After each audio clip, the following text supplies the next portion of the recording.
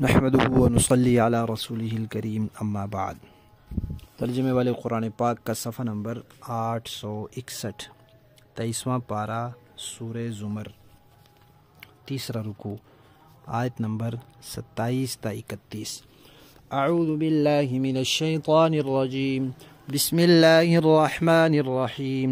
وَلَقَدْ ضَرَبْنَا لِلنَّاسِ فِي هَذَا الْقُرْآنِ مِنْ كُلِّ مَثَلٍ لَعَلَّهُمْ يَتَذَكَّرُونَ قُرْآنًا عَرَبِيًّا غَيْرَ ذِي عِوَجٍ لَعَلَّهُمْ يَتَّقُونَ ضرب الله مثلا رجلا فيه شركاء متشاكسون ورجلا سلما لرجل هل يستويان مثلا الحمد لله بل أكثرهم لا يعلمون إنك ميت وإنهم ميتون ثم إنكم يوم القيامة عند ربكم تختصمون۔ صدق اللہ العظیم۔ پچھلی آیات میں اللہ تعالیٰ نے ایمان والے کا اور کافر کا تین طرح سے تقابل ذکر کیا تھا، موجودہ بھی اور انجام کے اعتبار سے بھی۔ اب اللہ تعالیٰ یہ فرما رہے ہیں کہ اچھا انجام پانے کے لیے اور برے انجام سے بچنے کے لیے ہم نے اس قرآن میں طرح طرح کی مثالیں بیان کی ہیں، ہر قسم کے عمدہ مضامین بیان کیے ہیں تاکہ لوگ نصیحت حاصل کریں۔ اور جس علاقے میں یہ قرآن نازل ہوا ہے ان لوگوں کی اپنی زبان عربی ہے، یہ قرآن بھی عربی زبان میں ہے، اس میں کسی قسم کی کوئی ٹیڑھ نہیں ہے، کوئی کجی نہیں ہے، نہ لفظی طور پر نہ معنوی طور پر، اور ہے یہ اس لیے کہ تاکہ لوگ کفر اور شرک سے، فسق سے، گناہوں سے بچیں، تقوی اختیار کریں۔ اس کے بعد اللہ تعالیٰ نے توحید پر ایک مثال فرمائی کہ ایک شخص غلام ہو اور بہت سے لوگ اس کے مالک ہوں۔ ایک چیز مشترکہ طور پر جیسے خریدی جاتی ہے تو اس کو کئی لوگوں نے مل کر خرید لیا ہو، اور وہ اس کے مالک سارے آپس میں ضدی بھی ہوں، جھگڑا کرنے والے بھی ہوں، تو مالک کا کام ہوتا ہے غلام سے خدمت لینا۔ اب ایک ہی وقت میں اس کو ایک مالک ایک کام کے لیے کہے گا، دوسرا دوسرے کے لیے کہے گا، کیونکہ وہ ضدی ہیں۔ تو اب وہ بیچارہ پریشان کہ کس کی خدمت کرے اور کس کی نہ کرے، کس کا کہنا مانے اور کس کا نہ مانے، وہ مسلسل مصیبت، تکلیف، پریشانی اور عذاب میں مبتلا رہے گا۔ اور دوسری طرف ایک غلام جو ایک ہی شخص کا غلام ہے اور وہ شخص بھی شریف الطبع ہے، وہ جب اس کو کوئی کام کہتا ہے غلام بجا لاتا ہے، آرام سے اس کی خدمت کرتا ہے۔ تو یہ تو پھر دنیاوی مثال ہے، وہ بھی مخلوق یہ بھی مخلوق۔ تم یہ سمجھو کہ مشرک جو ہوتا ہے وہ کئی خدا تجویز کرتا ہے اور پھر وہ اپنے عقیدے کے اعتبار سے پریشان رہتا ہے، جبکہ موحد ایک اللہ کو ماننے والا وہ اطمینان سے رہتا ہے۔ تو فرمایا کہ یہ دونوں برابر نہیں ہو سکتے۔ جب دونوں برابر نہیں ہو سکتے تو کون ان میں سے بہتر ہے؟ جو توحید والا ہے۔ اور ساتھ ہی یہ فرما دیا کہ اکثر لوگ سمجھتے نہیں ہیں۔ اس کے بعد ایک آیت ہے، اللہ تعالیٰ نے نبی پاک صلی اللہ علیہ وسلم کو تسلی دی ہے۔ تسلی کیا دی ہے؟ کہ یہ کفار آپ کی موت کے انتظار میں بیٹھے ہیں کہ یہ محمد دنیا سے جائیں گے تو ان کا یہ تبلیغ اور ان کے عقیدے کا قصہ دنیا سے ختم ہو جائے گا، تو ہماری جان چھوٹے گی۔ اللہ تعالیٰ فرماتے ہیں کہ ٹھیک ہے، آپ کو ہم نے ہمیشہ زندہ رہنے کے لیے پیدا نہیں کیا، ہمیشہ زندہ رہنے والی ذات صرف اللہ کی ہے، لیکن آپ تو دنیا سے جائیں گے، کیا یہ لوگ نہیں جائیں گے؟ آپ نے بھی جانا ہے، انہوں نے بھی جانا ہے۔ لفظ یہاں استعمال کیا ہے میت کا۔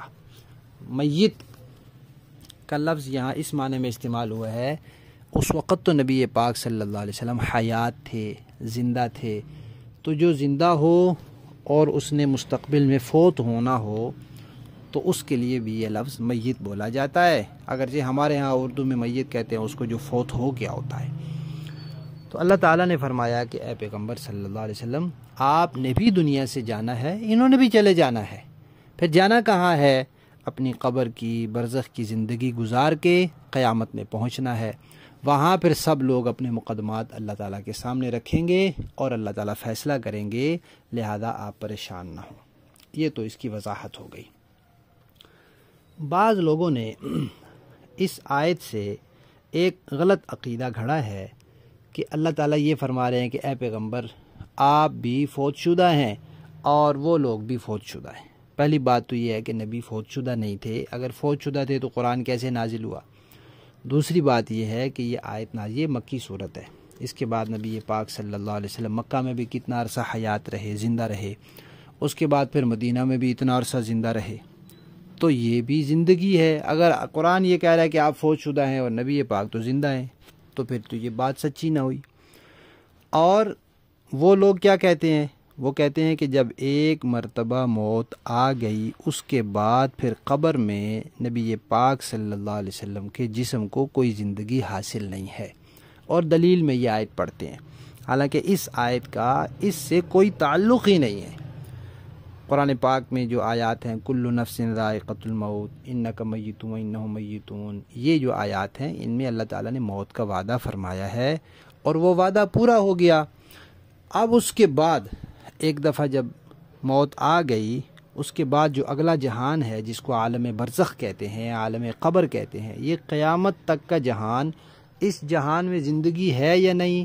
تو یہ بات قرآن پاک سے دلالت النص سے ثابت ہے۔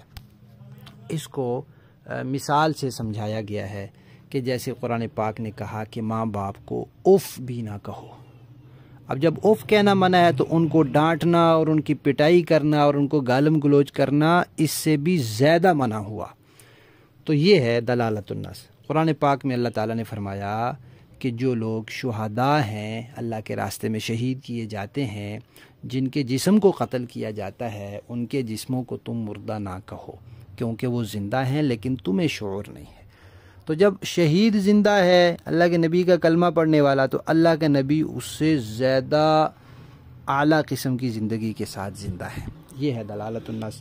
اور پھر اس کے اوپر امت کا اجماع بھی ہے، اور بہت ساری اس کے اوپر احادیث صحیحہ بھی ہیں کہ جو اس بات پر دلالت کرتی ہیں کہ نبی جب فوت ہو جاتے ہیں اس کے بعد قبر میں ان کو زندگی حاصل ہوتی ہے۔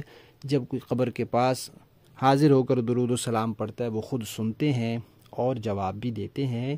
یہ اہل سنت کا اتفاقی عقیدہ ہے، جو اس کو مانتا ہے وہ اہل سنت میں شامل ہوتا ہے، اور جو اس کو نہیں مانتا وہ اہل سنت سے خارج ہوتا ہے۔ لفظی معنی دیکھیے، وَلَقَدْ اور تحقیق، ضربنا ہم نے بیان کی، للناس لوگوں کے فائدے کے لیے، فی ھذا القرآن اس قرآن میں، من کل مثل ہر قسم کی مثالیں، لعلہم تاکہ وہ یتذکرون نصیحت حاصل کریں۔ قرآناً یہ قرآن ہے، عربیاً عربی زبان میں ہے، غیر ذی عوج کسی قسم کی کمی اور کجی کے بغیر، ٹیڑھ کے بغیر، لعلہم تاکہ لوگ یتقون بچیں نافرمانی سے۔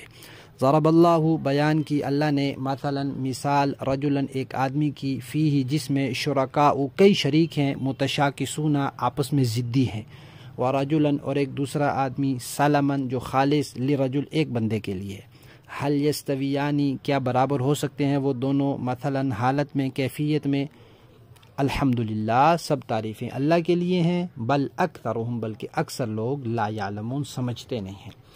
انکا اے پیغمبر بے شک آپ، میتن فوت ہوں گے، و انہم اور بے شک وہ لوگ بھی، میتون بالآخر فوت ہو جائیں گے، ثم پھر، انکم بے شک آپ سب، یوم القیامتی قیامت کے دن، عند ربکم اپنے رب کے پاس، تختصمون اپنے اپنے مقدمے پیش کریں گے۔ با محاورہ دیکھیں جی۔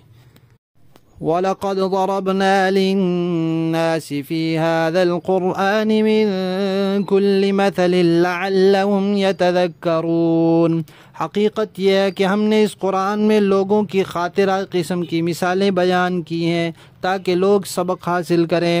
قرآناً عربیاً غیر ذی عوج لعلہم یتقون یہ عربی قرآن جس میں کوئی ٹیڑھ نہیں تاکہ لوگ تقوی اختیار کریں۔ ضرب اللہ مثلا رجلا فیہ شرکاء متشاکسون ورجلا سلما لرجل هل يستويان مثلا الحمدللہ بل اکثرهم لا یعلمون۔ اللہ نے ایک مثال یہ دی ہے کہ ایک غلام ایک شخص ہے جس کی ملکیت میں کئی لوگ شریک ہیں، جن کے درمیان آپس میں کھینچا تانی بھی ہے، اور دوسرا غلام شخص وہ ہے جو پورے کا پورا ایک ہی آدمی کی ملکیت ہے۔ کیا ان دونوں کی حالت ایک جیسی ہو سکتی ہے؟ الحمدللہ اس مثال سے بات بالکل واضح ہو گئی، لیکن ان میں سے اکثر لوگ نہیں سمجھتے۔ انک میت وانہم میتون، اے پیغمبر موت آپ کو بھی آنی ہے اور موت انہیں بھی آنی ہے۔ ثم انکم یوم القیامت عند ربکم تختصمون، پھر آپ سب قیامت کے دن اپنے پروردگار کے پاس اپنا مقدمہ پیش کریں گے۔